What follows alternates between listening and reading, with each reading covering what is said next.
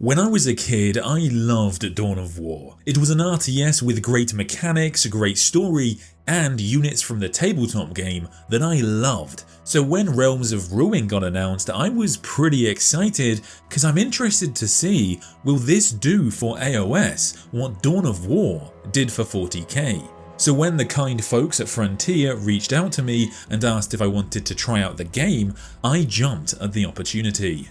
The main thing I wanted to know was, is this going to satisfy my yearning for another solid Warhammer real-time strategy game, and I don't think I'm going to be alone in that. So thanks to Frontier for sponsoring this video, and I have to say, the main reason you're likely to fall in love with this game is the fact that the developers at Frontier clearly also did. The level of detail is amazing. The units, the magic, the myriad of unique abilities, it all looks really sharp. You're going to spend a decent amount of time just zoomed in on units and skirmishes because close up in combat, they just look astounding.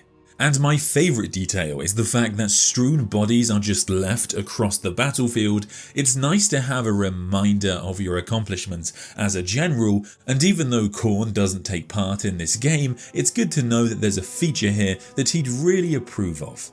There are 4 mighty factions to choose from. Representing Order is the embodiment of celestial justice, the Stormcast Eternals. I really love these guys. I think I just love all kinds of demigod armored warriors who serve their god king. Stormcast, march on. They descend upon the battlefield as the living lightning of divine retribution. They are the elite faction of the game and genuinely sympathetic characters, as they have fought and fallen only to be reforged many times, and the effect on their psyche is great. My favourite unit in the game is probably the Stormdrake Guard, an absolute monster on the battlefield. Their awe-inspiring charge effect is a sight to behold, and all in their path are swept aside. Naturally as well, they come with a rather spectacular Dragon Breath attack. Quite the opposite to the Eternals, we have the savage Orc Crawlboys. They are brutes of unbridled strength who believe that to win by underhanded means is greater than any honour. Cunning and brutal, the unending tides of Crawlboys strike with an unyielding determination. Whilst generally the Crawlboys are the very embodiment of the untamed wilderness, the Troggoths can be tamed, in a way. The Breaker Boss on Maya Brute yanks on his chains, driving his Troggoth into a rage. Not even the golden armour of Sigmar's warriors will be enough to protect them. A really nice detail in Realms of Ruin is how terrain genuinely impacts the game. Difficult terrain, for example, can slow you down, but units with the fly ability like these Banshees can avoid this defect. Hailing from the ethereal realm, the Nighthaunt instilled terror in all who face them. Literally in the game, your opposition's units will flee in terror when facing you.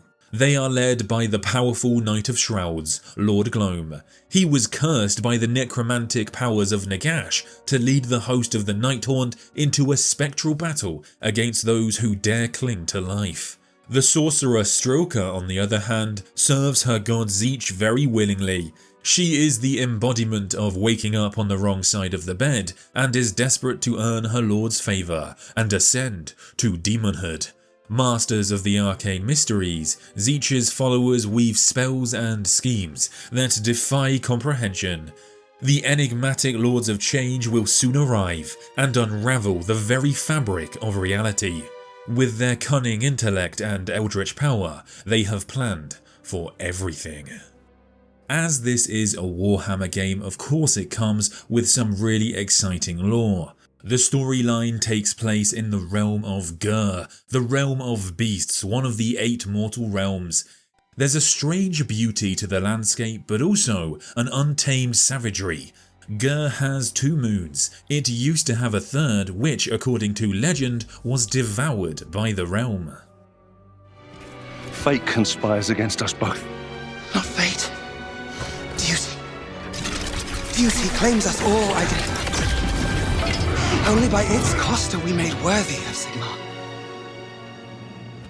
The realm awaits you and your destiny beckons.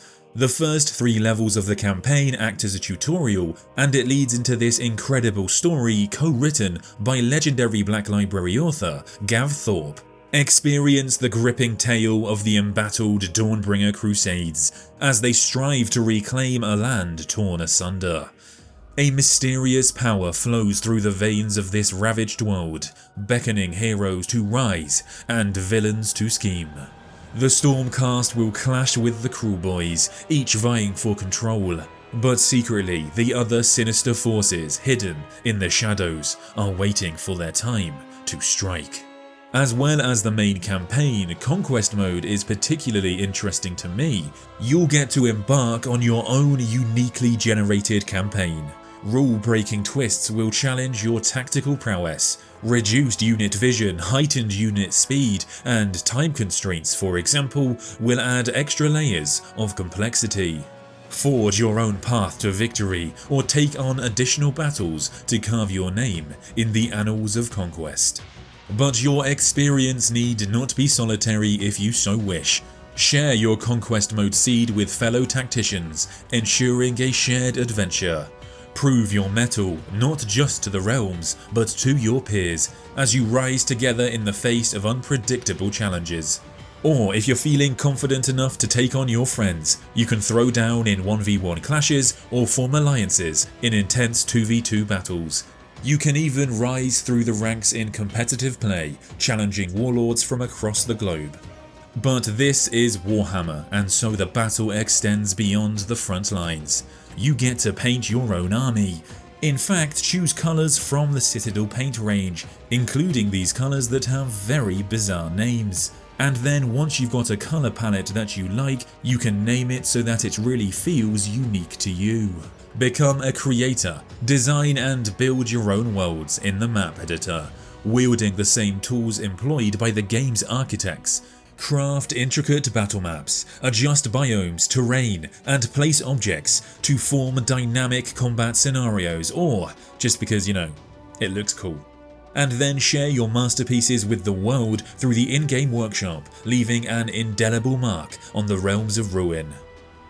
One of my favourite things about the game, having played it for a few days now, is that the barriers to entry are pretty low. So for example, there are 3 types of unit in the game, and they each are better versus one of the other types of unit. However, the level of complexity can go really quite far if you play it long enough. So units in the game have special abilities, and you have a finite amount of resources, so you can really fine-tune your tactics and strategies. So I've had a really good time playing this game. I think if you're an AOS fan, you're gonna love it because you've got your models represented in a great RTS, and if you're a 40k fan, you're probably gonna love this too, because I'm gonna guess that a lot of you are like me, loved Dawn of War 1, 2 a bit, 3 not so much, but you loved that early Dawn of War experience. And the fact that we've got another great RTS with next gen graphics makes for a really cool experience. So I really recommend everybody try it out. There's going to be a link for it in my description and in the top comment.